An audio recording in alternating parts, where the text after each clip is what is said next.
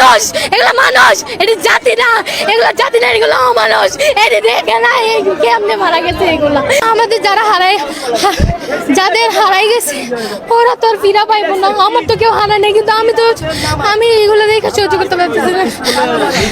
যাদের হারাইছে ওরা তো বুঝতেছে, ওদেরকে তো ওদের লাশগুলো ফিরাই দেন, হাড্ডিগুলো অন্তত ফিরাই দেন, জানাজা করুক, মা একটু দেখুক যে আমার সন্তানের লাশটা আমি দেখছি।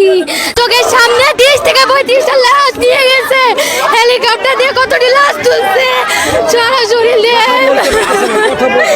ওরা বলে মানে কি সকাল অব্দি বলছে 27 জন মারা গেছে। কেন 27 জন মারা যায়? সঠিক তথ্য আমি চাই। আমার ভাইরা কেন বললো?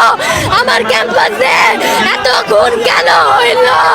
এতগুলো আমি জানি এটা প্রিপ্ল্যান না, আমি জানি, কিন্তু ঘটনা হয়ে গেছে, কিছু করার নাই। প্রশাসন আসছে, দেখবে, এটাই স্বাভাবিক, কিন্তু এটা আমি আশা করি নাই। দুর্ঘটনায় 5 মিনিটের মধ্যে এখানে উপস্থিত হয়েছি, আমার বাসা পাশেই। আসার পর আমি যে সব মানুষ একদম অবস্থা খারাপ, 20-25 জনের মতো এখানে স্পট ডেড হয়ে গেছে। ওরা লাশ গয়লাগুলা পড়তেছে, হাড্ডি নিয়ে যাইতেছে, মানুষের কিচ্ছু নাই, শুধু মানুষের তুলে নিয়ে যাইতেছে। ওরা নাকি বলে এখন অব্দি 27 জন মারা গেছে। কিভাবে সম্ভব? এখানে তো 30 থেকে 35টা লাশ পড়ে গেছিল। ওরা কেন মিথ্যা কথা বলতেছে? আমরা জবাব চাই এইগুলা কেন করতেছে? আমার কেউ মারা যায় নাই, কিন্তু আমার চোখের সামনে আমার ছোট ভাইগুলো মারা গেছে, বোনগুলো মারা গেছে।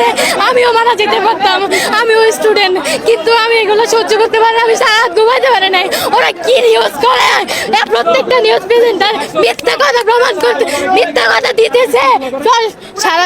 কালকে রাত 12টা অবধি আমি কলেজে দাঁড়ানো, রাত 12টা পর্যন্ত শুধু পুলিশরাই এখানে ছিল, আর কিছু অভিভাবক ছিল, আর হোস্টেলে পোলাপান আমরা ছিলাম।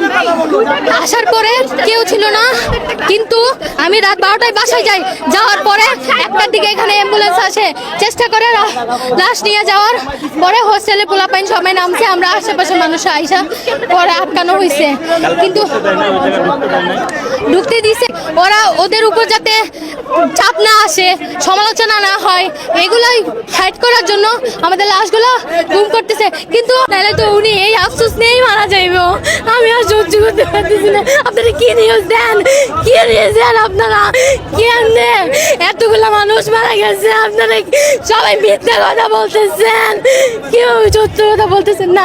সেনাবাহিনী আমার শিক্ষকদের মারছে, আমার শিক্ষকদের মায়েরা রাখে নাই, স্টুডেন্টদের গায়ে হাত তুলছে সাংবাদিকদের সত্য কথা বলার জন্য। ওরা আমাদের গায়ে হাত তুলছে, কেন তুলবে? আমাদের ক্যাম্পাস, আমরা সঠিক তথ্য দিব। ওরা কিসের রাইট নিয়ে আসে আমাদের গায়ে হাত তোলার? ওদের কিসের রাইট? ওদের বিচার করা উচিত। তবে প্রশাসন এখানে থাকবে, এটা স্বাভাবিক। আমাদের স্লোগান কিছু ভুল আছে, ওগুলোর জন্য আমি দুঃখিত, আমার তরফ থেকে সবাই দুঃখিত।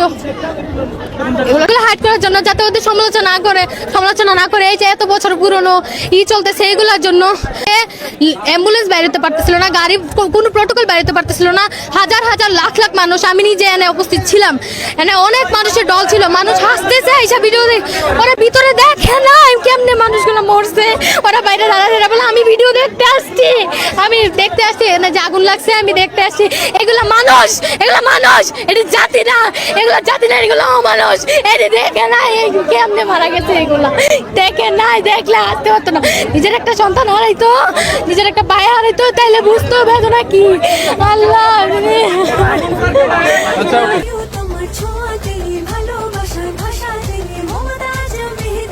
মমতাজ রেড গোল্ড মেহেদি, মানে প্রিয়জন প্রিয়তমার।